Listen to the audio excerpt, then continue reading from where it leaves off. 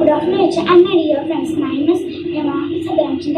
I have been my fourth standard. Today's time assignment, so I will tell self-confident story.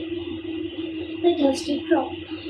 One hot day, a thirsty crow flew over to look at the water for a long time. He cannot find any. He flew very way. At most last, at hope.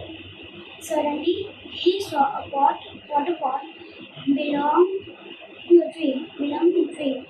He flew straight down to see if there were any water inside. Yes, he can see water inside pot. He tried to put his head in the pot. So sadly, he flew. The neck of the pot is too narrow. That he tried to push to get for the water to float out, but the pot was too heavy. The thing had a while, and then he looked around and he saw some pebbles. He suddenly seemed he had a good idea. He started picking the pebbles one by one, dropping in the pot.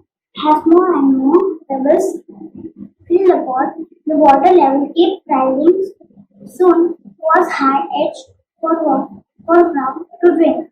His time was up. Moral of the story: think and work hard. You may find solution to any problem. Thank you.